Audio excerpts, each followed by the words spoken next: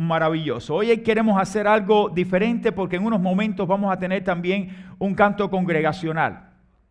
Pero antes de este canto congregacional quiero centrarme en la predicación de hoy que vamos a estar compartiendo con ustedes, donde vamos a tener como base bíblica 1 de Timoteo capítulo 1, versículos del 12 al 14.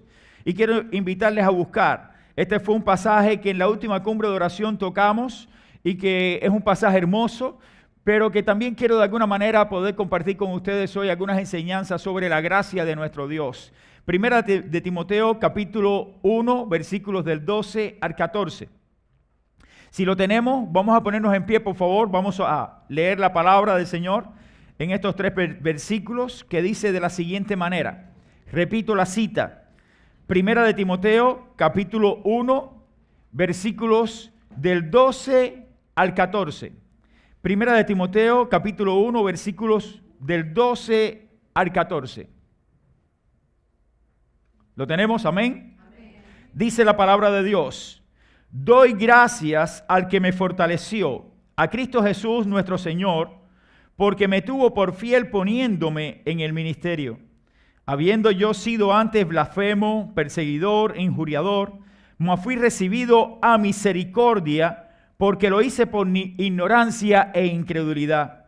Pero la gracia de nuestro Señor fue más abundante con la fe y el amor que es en Cristo Jesús. Vamos a orar. Señor, gracias por la vida de este gran hombre que tú usaste para tu gloria, el apóstol Pablo. Gracias por él, por las bendiciones, Señor, que tú le diste y cómo tú lo usaste. Bendice, Señor, todo lo que vamos a estar expresando en esta hora y que también el mensaje que vamos a estar exponiendo sea de bendición para nuestras vidas. En el nombre de Jesús te lo suplicamos todo humildemente. Amén, Señor. Pueden sentarse, hermanos.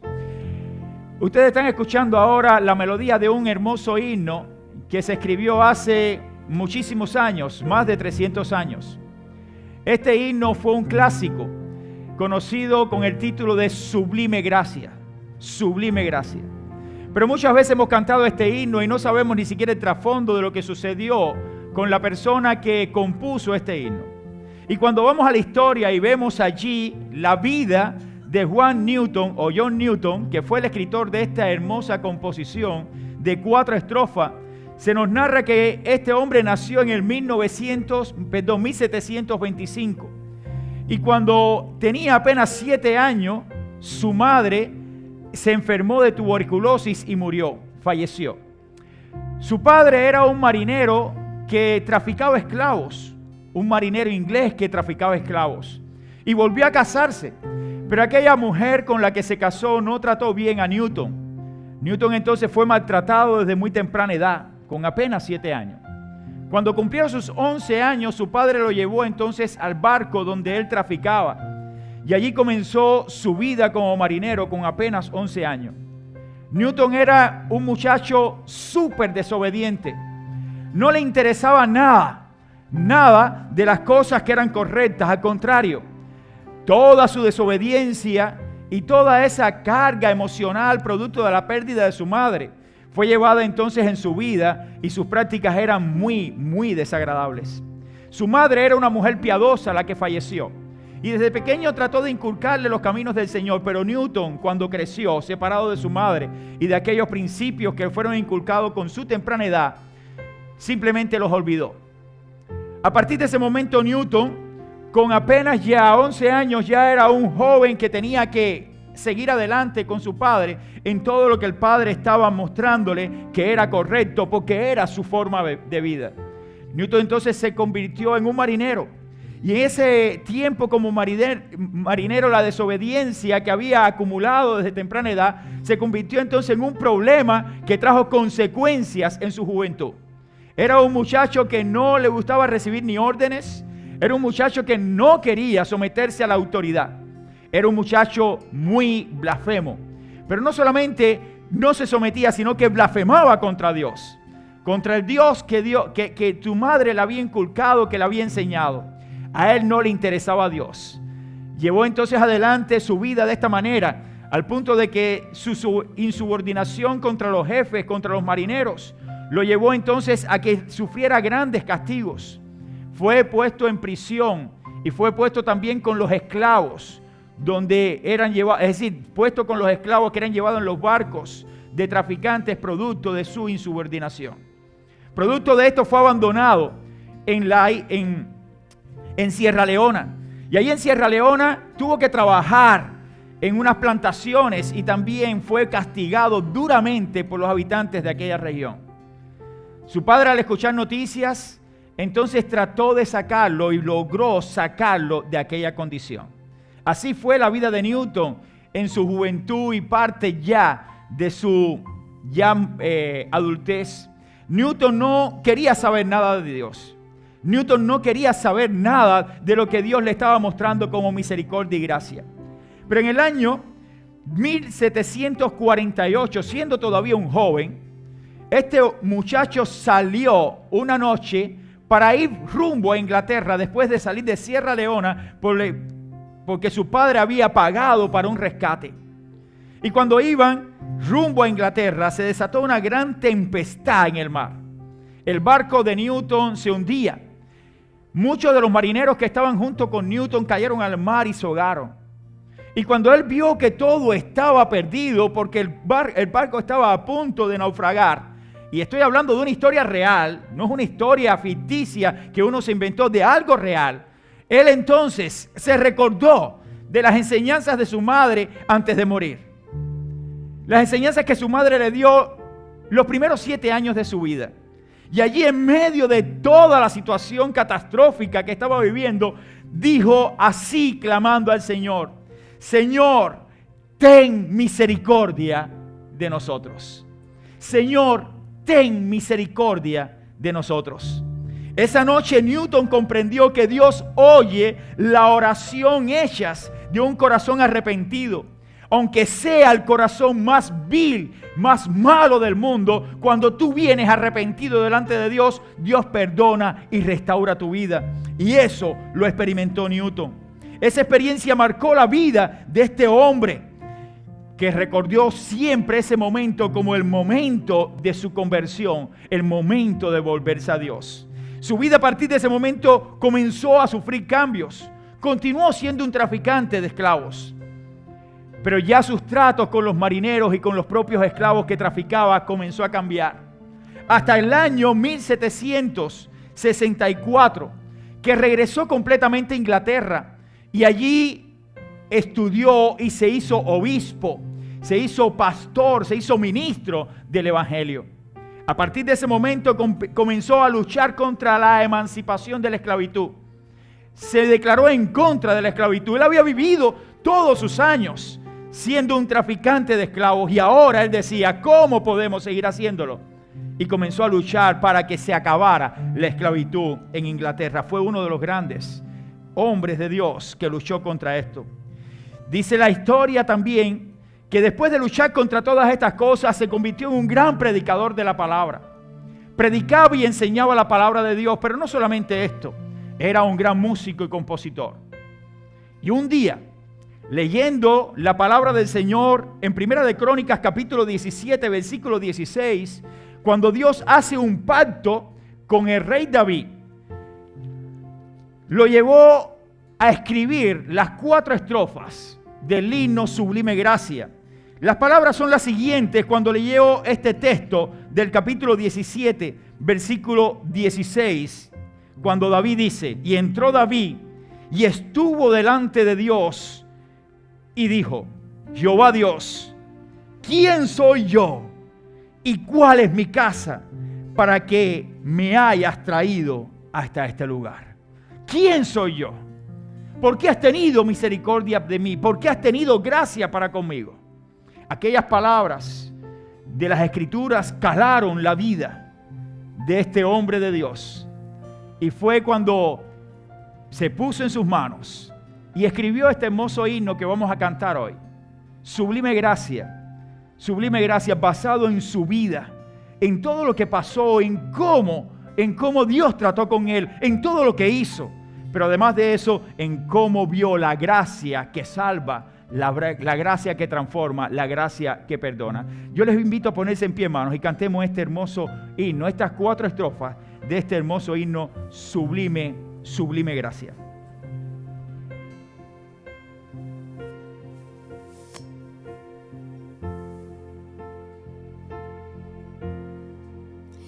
Sublime gracia del Señor, que a un infeliz salvó. Fui ciego, mas y hoy veo yo. Perdido y él me halló. Su gracia me enseñó a temer, mis dudas ahuyentó. Oh, cuán precioso fue mi ser cuando Él me transformó.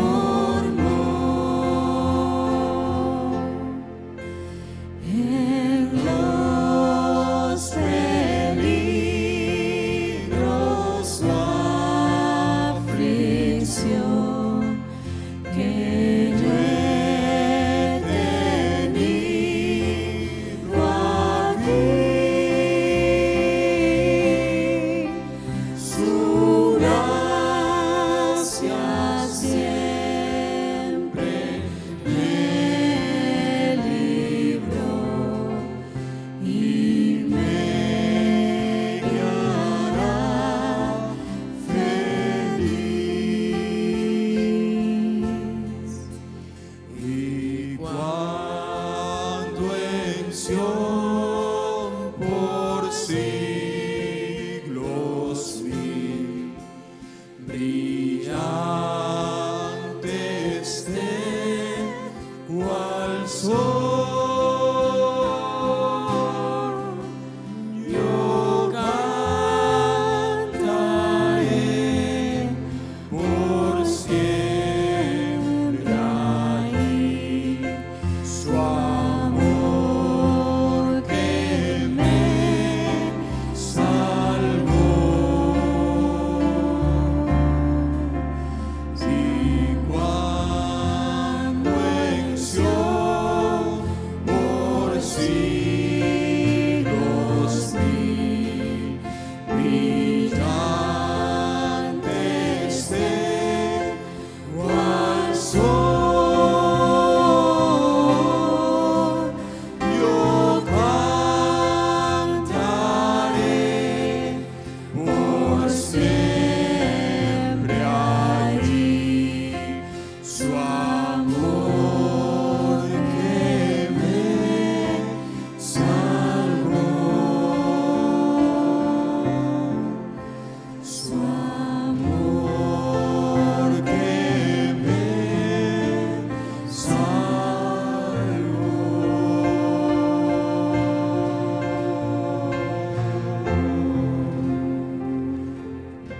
Pueden sentarse, mis hermanos, gracias.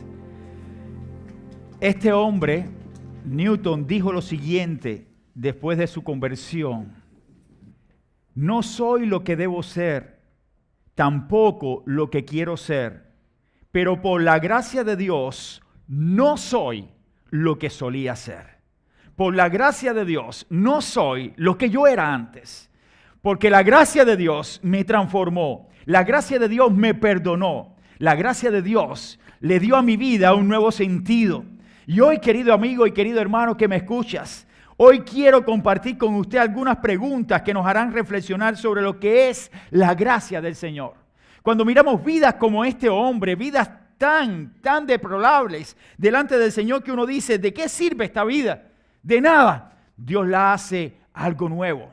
Dios levanta una vida que está destruida y la hace nueva, la hace diferente, porque eso hace la gracia del Señor. Nos transforma, nos perdona, nos cuida, nos levanta y nos hace nuevas criaturas. Por eso me hago la primera pregunta: ¿qué es la gracia de Dios? ¿Alguna vez se ha preguntado usted qué cosa es la gracia de Dios? Aquí está la pregunta: ¿qué es? ¿Qué es la gracia de Dios? Muchos de nosotros tenemos una definición clásica, una definición que siempre le hemos dado para dar a entender lo que significa para nosotros la gracia de Dios. Y decimos, la gracia de Dios es el favor eterno y el favor que nosotros no merecemos. Es decir, para nosotros siempre ha sido una definición clara. Algo que usted no merece, que Dios ha hecho por usted. Y eso sí es la gracia de Dios. Pero la gracia de Dios es mucho más que esto. Hay varias definiciones de varios escritores de libros que dicen lo siguiente. La primera definición de un escritor dice, es el favor eterno y totalmente gratuito de Dios, manifestado en la concesión y de bendiciones espirituales y eternas a las criaturas culpables e indignas. Es decir, lo primero que usted tiene que saber acerca de la gracia es que usted no merece nada de Dios. Que usted es indigno delante de Dios, que usted es culpable de pecado, que usted es culpable de juicio y que por su pecado usted está condenado eternamente. Por eso es que la gracia de Dios es un favor gratuito para nosotros. Otra definición es que la gracia no puede ser comprada por la criatura. Es decir, ninguno de nosotros podemos comprar la gracia de Dios, ni por dar diezmos, ni por dar ofrendas, ni por venir al templo, ni por ser un religioso. Usted va a comprar el regalo del cielo. El regalo del cielo se compra no con dinero, sino poniendo fe, porque no hay precio. El precio lo pagó Jesucristo en la cruz del Calvario. Por eso es que no hay precio que compre el regalo del Señor. Por eso dice aquí la definición, la gracia no puede ser comprada por la criatura. Si lo pudiera hacer, dejaría de ser gracia. Si usted pudiera comprar la gracia de Dios, ya no es gracia. Ya no es algo que usted no merece, porque usted lo está pagando. Usted está dando algo por ella. Cuando se dice de una cosa que es de gracia, quiere decir que es algo que usted recibe, que usted no tiene derecho alguno sobre eso. Usted no tiene derecho, usted no tiene nada, usted lo está recibiendo gratuitamente de parte de Dios. Le llega como una simple caridad de Dios, producto del amor de Dios. No hay nada en el mundo que compre la gracia de Dios. Otra definición que me encantó cuando la leí es el obrar libre y poderoso de Dios en favor de los hombres que nada merecen. Es esa bondad de Dios, es el obrar en su soberanía de Dios, en su poder de Dios, en el poder de Dios que Él obra. Y Él dice, yo quiero hacer esto a favor de estas criaturas que no lo merecen, pero yo lo voy a hacer. Y voy a mostrar mi gracia para con ellos. Y para mí entonces, para mí esto tiene un gran sentido. Yo no merezco nada. No merezco nada. Por eso es que la gracia de Dios es algo inmerecido para todos nosotros. Todas estas definiciones, mi querido hermano, son simplemente definiciones que tratan de explicar el significado de la gracia de Dios. Para que usted llegue a comprender mejor lo que es la gracia de Dios, entonces tiene que llegar a comprender quién es Dios. Usted no puede saber qué cosa es la gracia si usted no sabe quién es Dios. Tiene que saber quién es Dios para decir, verdad que la gracia es abundante.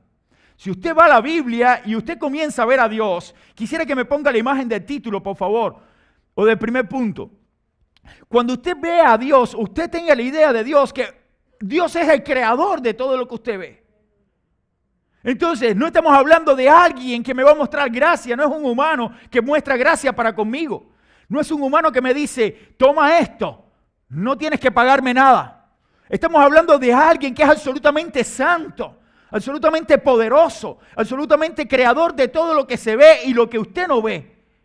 Estamos hablando de alguien que no tiene pecado, que es puro, Estamos hablando de alguien que su amor es incomparable. Su amor es inaccesible, es decir, inimaginable es el amor de Dios. Su amor también sobrepasa todo entendimiento, dice la Biblia. Estamos hablando de alguien misericordioso, que muestra misericordia, una persona justa, que no hay quien sea tan justo como Él. Ese es el Dios que yo creo. Pero alguien que creó todo. Ese es mi Dios. Ese es nuestro Dios. Entonces cuando hablo de su gracia, no puedo hablar de la gracia que se me muestra a mí de un humano. Tengo que pensar en la gracia de ese que está ahí por sobre todas las cosas y que sustenta todas las cosas y que creó todos los detalles de la creación. Cuando usted mira todo el universo, la tierra es simplemente un pequeño puntico, pero tan diminuto, pero tan insignificante dentro de todas las cosas hechas, que usted dice, ahí estamos nosotros. Pero ahí es donde se muestra la gracia del Señor, en ese pequeño puntico que se ve en el universo, que casi no es visible. Entonces Dios puso a seres humanos que son mucho más pequeños que ese punto que está en el universo que se llama planeta Tierra, que está metido en un sistema solar, que está metido en una galaxia que se llama la Vía Láctea y que existen cientos de millones, infinitas de galaxias creados por el Dios, que miró con misericordia a ese humano que Él puso sobre este planeta Tierra, que es algo tan minúsculo, algo tan insignificante, y Él está por encima de todo, y le mostró su gracia. Es decir, no podemos comparar la gracia con la gracia humana. Tenemos que ver a Dios, tenemos que ver quién es Dios para entender la magnitud de la gracia de Dios. Ese Dios eterno mostró misericordia. Por eso, ¿qué cosa es la gracia? ¿Qué es la gracia? La gracia es ese favor que usted no merece, pero de un Dios eterno, poderoso, que en su poder, en su sabiduría, en su soberanía, tuvo misericordia de un simple humano. Guiñapo, lo peor, y se humilló por ti. Eso es gracia, que usted ni yo merecemos. Nadie aquí es tan digno para decir, yo merezco que Dios muriera por mí. Nadie se puede creer tan perfecto que diga, yo no he hecho tantas cosas malas para decir que Cristo no tenía que morir por mí. Usted y yo necesitamos de ese Dios eterno que se hizo hombre en la persona del Hijo. Por eso surge una segunda pregunta. No solamente qué cosa es la gracia, sino cómo Dios ofrece su gracia. Porque ahora hemos visto un Dios que quizás está lejos de nosotros, un Dios poderoso que sí muestra su gracia, pero ¿cómo? ¿Cómo me muestra su gracia? ¿Cómo Dios muestra su gracia para conmigo? Cuando vemos estos atributos de Dios que hemos visto, todopoderoso, creador, santo, puro, que omnisapiente, todo lo sabe, todo lo conoce, que es amor, que es justo, que es misericordioso, todos esos atributos que solamente pertenecen a Dios en su categoría de inquebrantable y su categoría de que no están manchados con pecado, solamente eso lo hace Dios y son de Dios, porque todos esos atributos que fueron transmitidos, o algunos de esos atributos que fueron transmitidos al hombre, como la santidad, como el amor, ya son atributos caídos en el hombre, pero Dios los tiene de manera perfecta. Todos esos atributos entonces me hace pensar a mí, Dios tuvo misericordia, ¿cómo Dios puede ofrecer entonces su gracia siendo Él un Dios de esta manera? No podemos ver la gracia solo como un favor no merecido cuando vemos a Dios. Tenemos que ver la gracia mucho más allá. Debemos ver a Dios que no es como nosotros. Cuando hablo de la gracia de Dios, yo no puedo ver a Dios como algo similar a mí, sino algo diferente a mí, que se está ofreciendo por mí, que se está dando por mí, y que yo no soy digno de nada de lo que Él me da. Hay muchos cristianos que pudiéramos haber tenido una vida no muy mal antes de conocer a Cristo. Pero aunque usted no haya tenido una vida como muchos viven en este mundo, usted necesita de la gracia del Señor. Usted no es lo suficientemente bueno para decir de que no necesitas.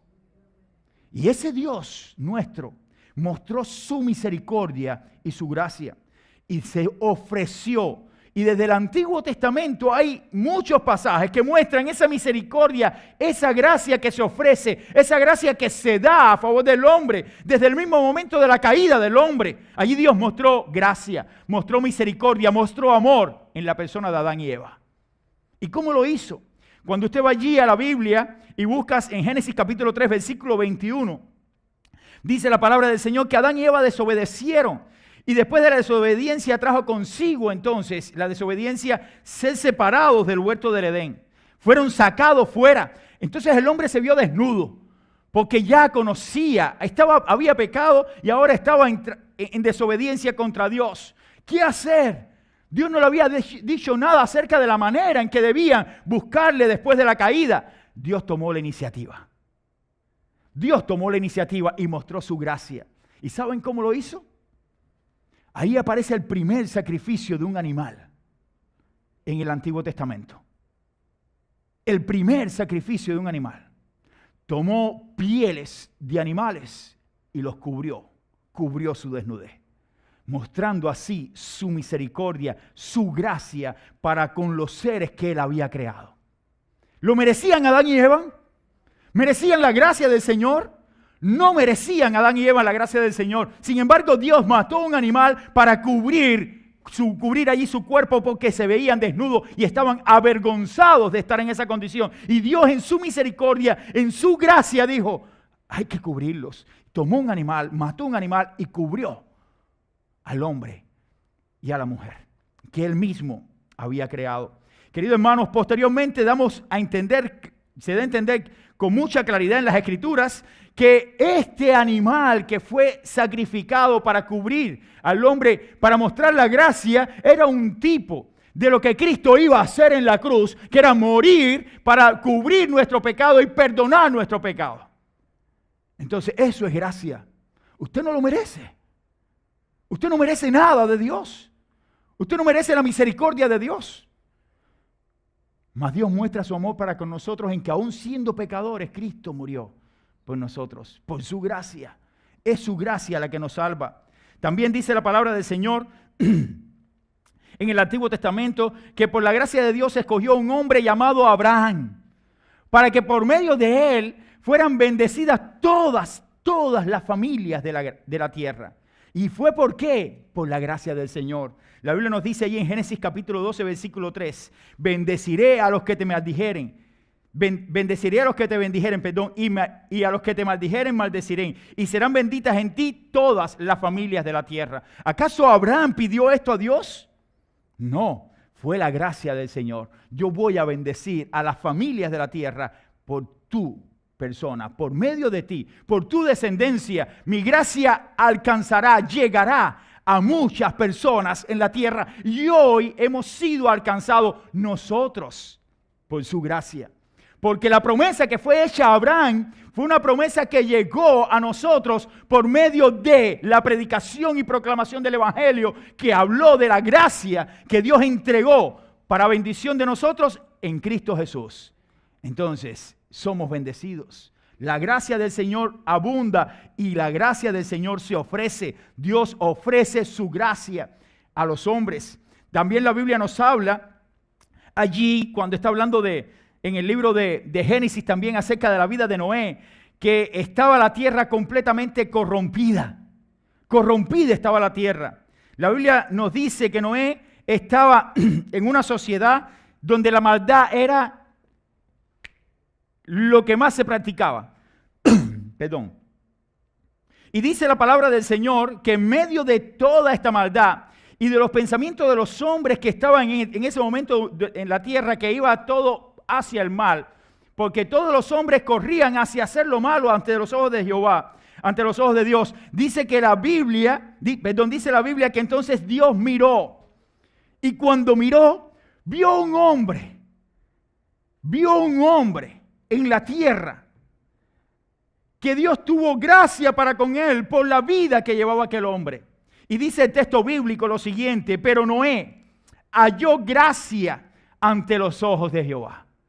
Noé halló gracia ante los ojos de Jehová. Toda la tierra corrompida y un hombre en la tierra halló gracia.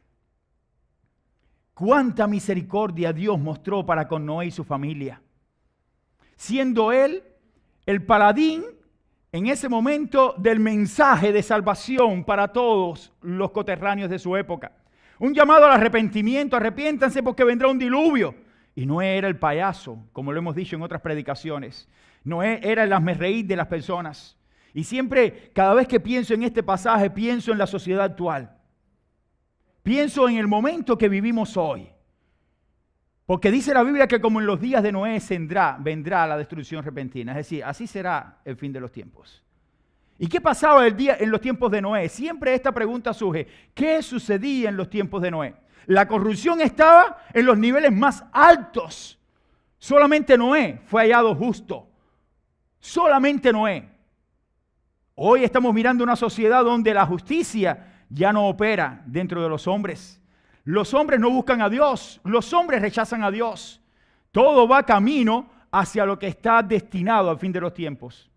Por eso es que dice la Biblia, como en los tiempos de Noé. Pero además de esto, la Biblia nos enseña que en los tiempos de Noé las personas se daban a casamiento. Todo el mundo hacía y todo el mundo vivía su propia vida. Y algo interesante en el pasaje bíblico es que en ese tiempo no solamente los hombres estaban haciendo lo que querían, sino que en la tierra no había caído lluvia. No había llovido sobre la tierra. Y yo conversando hace unos días con un pastor amigo nuestro, le dije, el primer hombre que trajo una teoría de conspiración al mundo fue Noé. Y él me dijo, ¿cómo es eso? Sí. Era un teórico de conspiración. Este término todo el mundo lo conoce, ¿no? A principio, cuando dijeron que el virus había salido de China, el que dijera que salía de China eran teorías de conspiración. Que había salido del laboratorio de Wuhan era conspiración. Ya hoy están en 98% de que salió del laboratorio de Wuhan, pero a principio era teoría de conspiración. No sé si me estoy explicando. Cuando sale una noticia que teoría de conspiración, tú no puedes decir nada, porque todo es teoría de conspiración. Hoy, cuando vamos a las Escrituras y tú miras a Noé, Noé era un teórico de conspiración. ¿Por qué razón lo digo? Porque Noé estaba hablando de un diluvio que nadie había visto. Noé estaba hablando de un aguacero de agua que iba a caer sobre la tierra que nadie, gracias Ramón, que nadie se imaginaba que iba a suceder.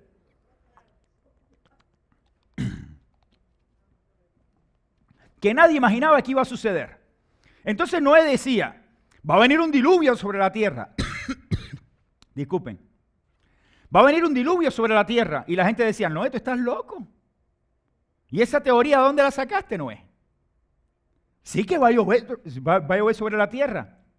Y la gente decía, pero Noé, si la tierra nunca ha llovido. Esa es una teoría tuya conspirativa. Tú nos quieres meter miedo a nosotros. Nos quieres asustar. Muchas gracias, tenemos 2 pomitos. Gracias. Entonces, en medio de toda esa situación que estaba viviendo Noé con su familia, predicando y diciendo que iba a venir el diluvio, nadie creía porque eran teorías. Porque no había nada fiel que decir para decir, verdaderamente ha llovido sobre la tierra y por tanto va a haber un diluvio. La gente no lo creía. Entonces Noé para mí fue el primer teórico de conspiración. El primero que comenzó con una teoría conspirativa de su época fue Noé. Porque nadie creyó en el pregonero Noé. Nadie creyó en el mensaje de Noé. Y cuando vino el diluvio, ya era demasiado tarde. Por eso yo digo, hermanos, hoy por hoy la iglesia sigue predicando un mensaje. El mensaje de salvación. ¿La gente lo cree? No lo cree. La iglesia sigue predicando de que Cristo vino y que murió por nuestros pecados. La gente, cuando estoy hablando la gente, estoy hablando de este mundo, del mundo en que vivimos. ¿Lo cree? No lo cree. La iglesia sigue predicando que todo el que no cree va a ir al infierno. Va a ir al infierno por no haber creído en el unigénito Hijo de Dios. ¿La gente lo cree? No, el infierno no. Hasta predicadores ya no hablan ni del infierno. Dicen que el infierno no es real, que como tenemos a un Dios de amor, ¿cómo va a mandar a sus criaturas al infierno? Entonces, ¿son teorías de conspiración?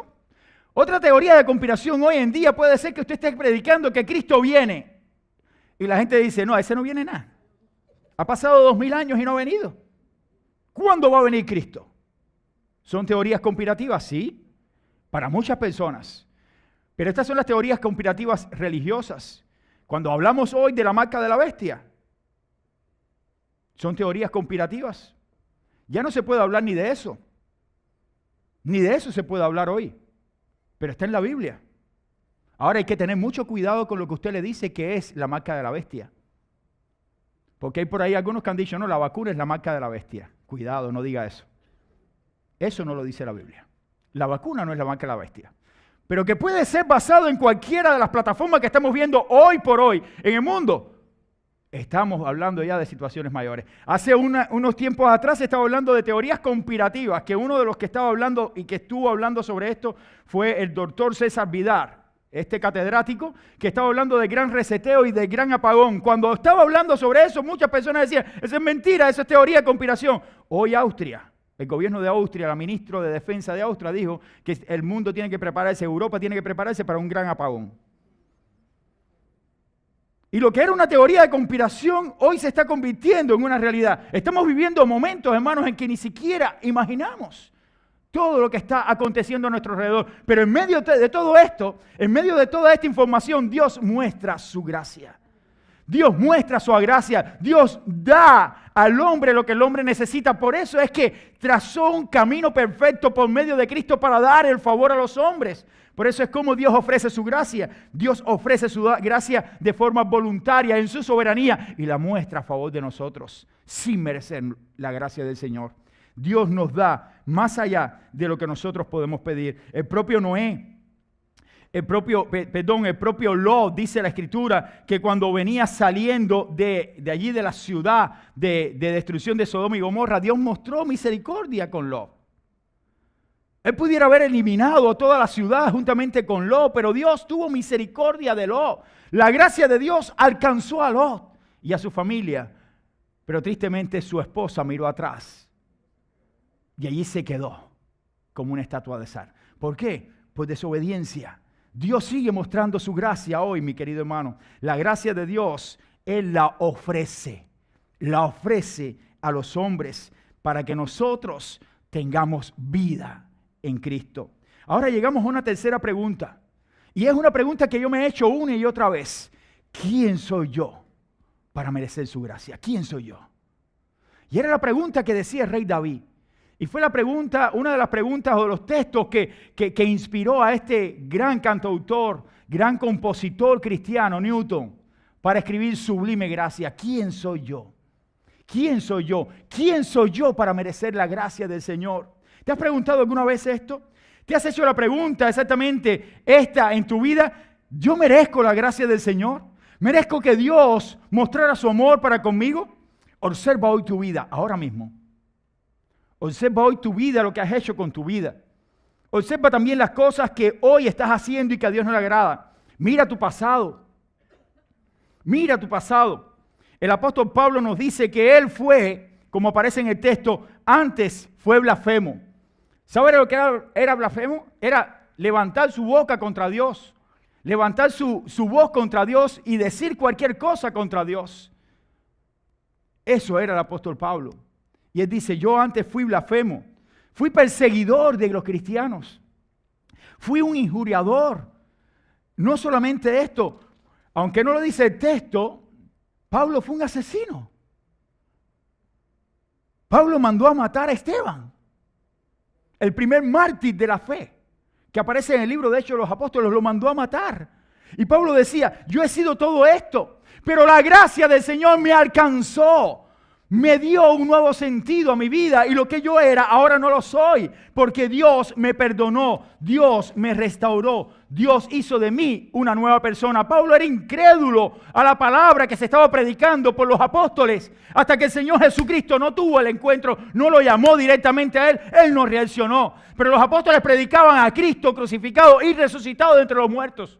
Y el apóstol Pablo no lo creía. No lo creía, era un incrédulo a la palabra del Señor, como hay muchos hoy. Hasta usted que puede estar sentado aquí puede ser un incrédulo para aceptar lo que Cristo hizo por usted. Y yo le digo con toda autoridad hoy de parte del Señor, arrepiéntete de tus pecados, confía en Jesucristo y pon tu vida a cuenta con el Señor, porque Él vendrá por ti un día. Él vendrá por ti un día. Y todos tendremos que darle cuenta a Dios de lo que hemos hecho. No lo dudes. Acéptalo como teoría de conspiración o no. Para mí es una realidad y sucederá. Sucederá. Por eso es que la Biblia, que es la palabra de Dios, yo tengo tanta confianza porque lo que dice se ha cumplido y se cumplirá en el fin de los tiempos. todo lo que ya queda por cumplirse de ella. ¿Quiénes somos entonces? ¿Quién es usted que piensa que puede merecer la gracia de Dios? ¿Acaso usted piensa individualmente de que Dios lo que tiene que hacer por usted es lo mejor? ¿Que usted merece que Dios haya hecho todo esto? No, usted no merece nada. La gracia de Dios fue mostrada por nuestro Señor y Salvador Jesucristo, mostrando misericordia por nosotros. Por eso no soy nada para merecer lo que Dios ha hecho. Lo que debe saber es que no merecemos su gracia. Usted no la merece, yo no la merezco.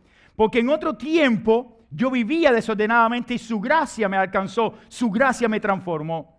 Pero yo le quiero decir algo a usted hoy. Quizás usted lleva mucho tiempo viniendo aquí, sentándose en los bancos de nuestro templo, pero usted sigue viviendo como si nada hubiera pasado. Quizás usted sigue viviendo en la murmuración. Quizás usted sigue viviendo en el pecado de la avaricia, de la maldad. Continúa envidiando las cosas de las demás personas. Quizás usted sea el mentiroso más grande y piensa que por estar aquí, el techo y la predicación del pastor le va a añadir algo a su vida. No, el que añada a su vida es Dios por medio de nuestro Señor y Salvador Jesucristo. Y usted tiene que creer en Dios para ser transformado.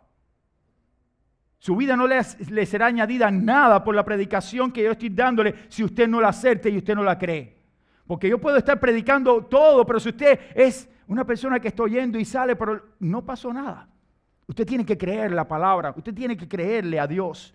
Y quizás usted sigue viviendo en esa mentira, en la mentira que usted ha vivido siempre y dice, no ha pasado nada conmigo. Quizás usted sigue viviendo en fornicación. ¿Qué tiene que ver que yo esté fornicando o teniendo relaciones sexuales por ahí? Eso no tiene nada que ver. Yo voy a seguir viviendo así. Y vengo al templo y me santifico.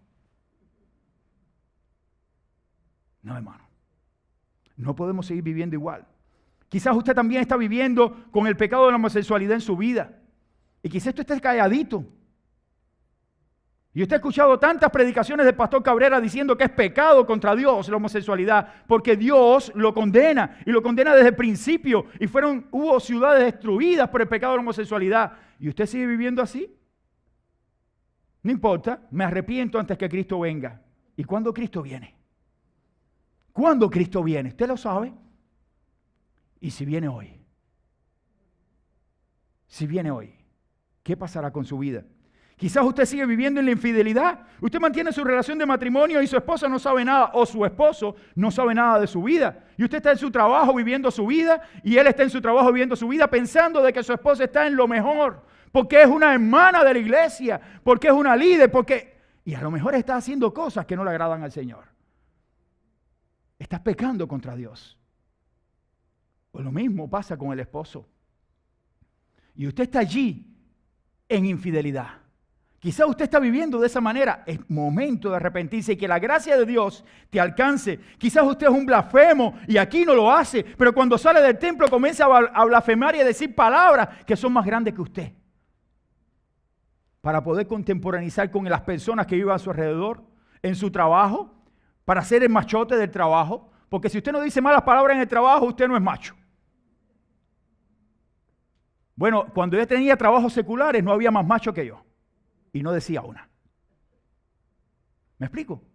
La cuestión no está en lo que usted quiera aparentar, sino en lo que usted es en Cristo. Su gracia me ha alcanzado. Yo no puedo ser más como era antes. Yo no puedo seguir blasfemando. Yo no puedo seguir teniendo palabras que deshonren a Dios. Yo no puedo vivir en la soberbia constante, maltratando a todo el que me rodea, maltratando a mi esposa, maltratando a mis hijos, maltratando a mi madre, maltratando a mi padre. No puedo vivir de esa manera, porque es pecado contra Dios. Dice la Biblia, honra a tu padre y a tu madre para que se alarguen tus días. ¿Qué usted hace maltratando a sus padres? Y entonces aquí eres el cristiano ejemplar. No, hermano, la gracia del Señor cubre y perdona. Ponte allí en manos del Señor. Usted no puede seguir viviendo entonces no solamente esto, sino con la altivez de ojo, mirando lo que no tiene que ver.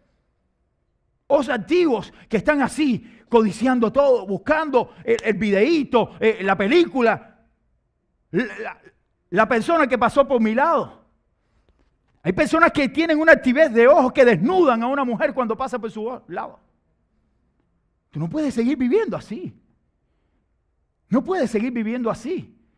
La gracia del Señor te ha perdonado, te ha transformado. Cambia tu vida. Vuelve atrás.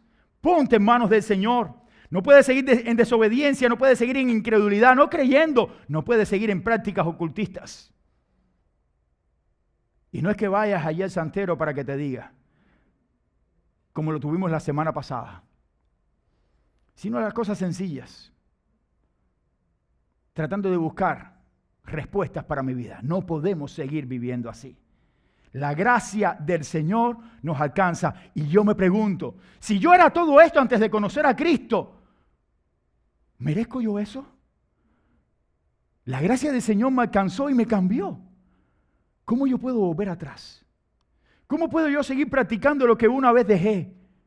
¿Cómo yo puedo seguir viviendo de la forma en que yo vivía antes de conocer a Cristo? Si ya la gracia me transformó, la gracia me perdonó, querido hermano y amigo, ¿mereces tú entonces la gracia de Dios?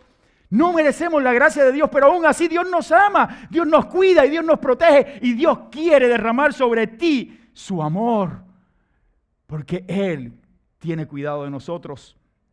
Querido hermano, ninguno de nosotros merecemos su gracia.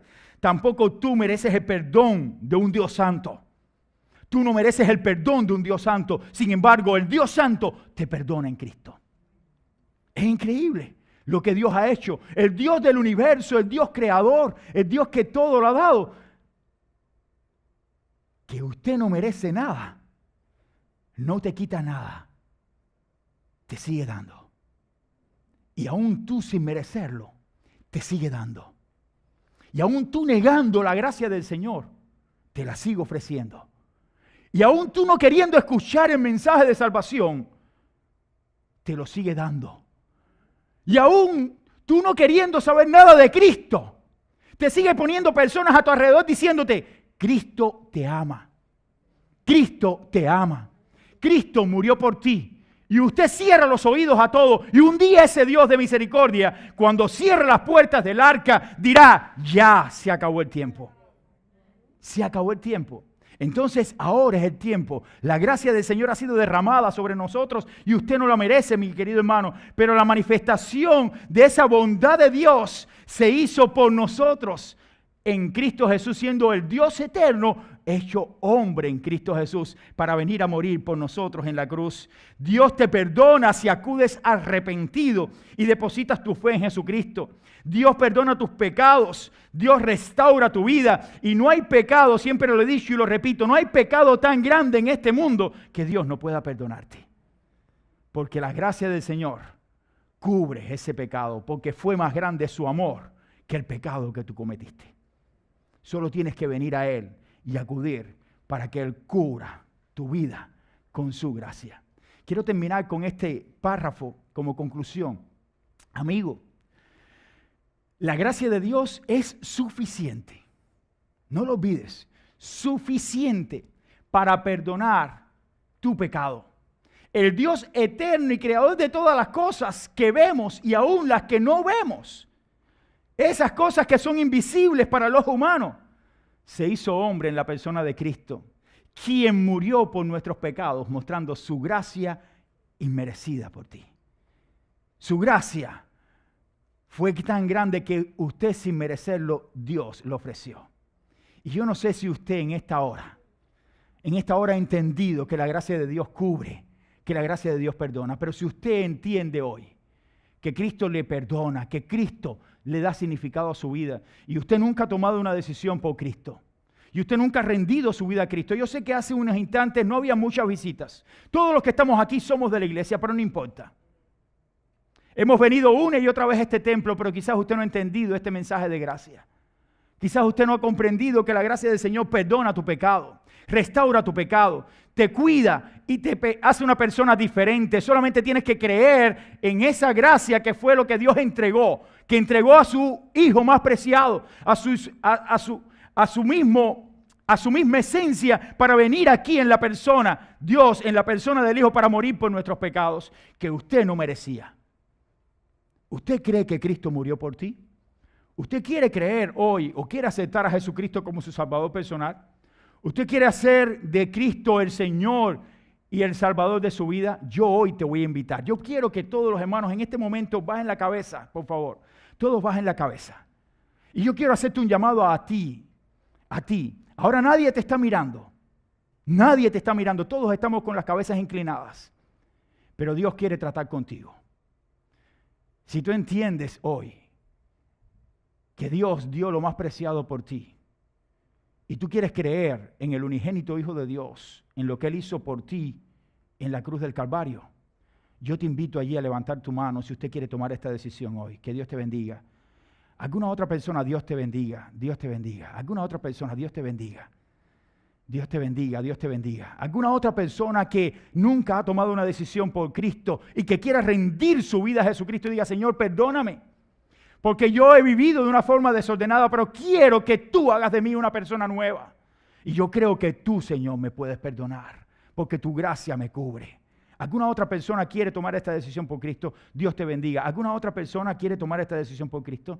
Dios te bendiga, Dios te bendiga. ¿Alguna otra persona quiere tomar esta decisión por Cristo? Dios te bendiga. Hay muchos de los que están presentes que yo sé que hasta son miembros de la iglesia. Por eso no los voy a hacer pasar aquí al frente hoy. Pero quiero que usted, ¿dónde está? Si usted hoy toma la decisión por primera vez, y nunca antes había rendido su vida a Jesucristo y usted quiere dar testimonio público por primera vez delante de toda esta congregación, y que usted no es miembro de esta iglesia, usted no se ha bautizado en esta iglesia y usted quiere hacerlo hoy públicamente, allí donde estás, yo sí le voy a invitar a usted a ponerse en pie si usted quiere dar testimonio de lo que usted ha sentido en este día, que ha rendido su vida a Jesucristo. Allí donde está, yo quiero orar por usted. ¿Alguna persona de los que levantó su mano que nunca ha tomado esta decisión por Cristo quiera hacerlo y quiera ponerse en pie? Le invito a ponerse en pie para orar por usted. ¿Alguna persona valiente? Algunos de los presentes, sigan orando, por favor. El Señor ha mostrado su gracia para contigo. Yo sé que muchos levantaron su mano. El paso siguiente es mucho más difícil. Y decir, Señor, yo pido perdón por mis pecados, porque he vivido sin ti durante muchos años. Y quizás yo me siento reflejado en una de estas personas que el pastor dijo, porque yo he sido un murmurador, porque he vivido en avaricia, porque he vivido en la maldad, en la envidia, en la mentira, en fornicación, en la infidelidad. Yo he tenido que luchar contra el pecado de la homosexualidad, o he blasfemado tu nombre en varias veces, en varias ocasiones. La soberbia, la altivez de ojos me ha llevado entonces a alejarme de ti. Pero hoy yo quiero recibir a Jesucristo como mi Salvador personal. Yo no quiero seguir viviendo de esta manera. Te hago un último llamado. Y ahora sí es. Si usted nunca ha tomado una decisión por Cristo y usted hoy quiere hacerlo y fue de los que levantó la mano, allí donde estás, solamente donde estás, yo te invito a ponerte en pie para llorar por usted. ¿Alguna persona? Dios te bendiga. Dios te bendiga. Dice la Biblia que hay gozo en los cielos, Dios te bendiga, por un pecador que se arrepiente.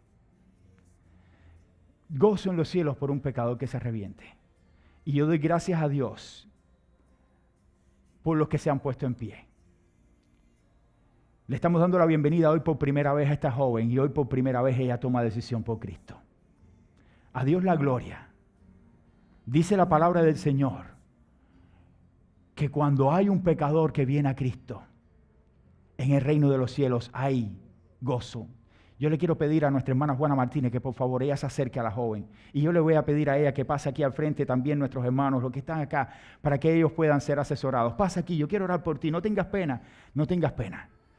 A veces nosotros pensamos que nos están mirando, no importa los que te miren. Dice la Biblia que el que se avergonzare de mí delante de los hombres, yo me avergonzaré en aquel día cuando estén en su reino. Y damos gracias a Dios por ustedes, por la decisión que han tomado.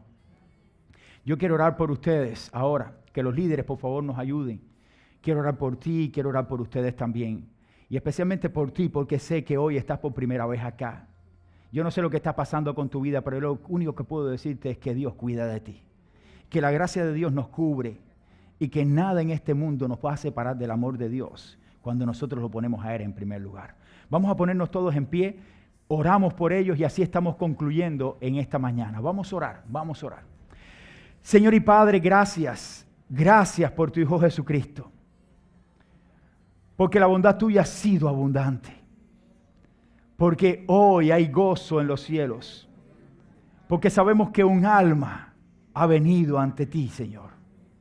Tú nos perdonas, tú nos restauras. Bendice a esta joven, bendice también a nuestros hermanos, a este hermoso matrimonio. Cuídanos, Señor. Sosténles a ellos también en medio de las luchas que viven.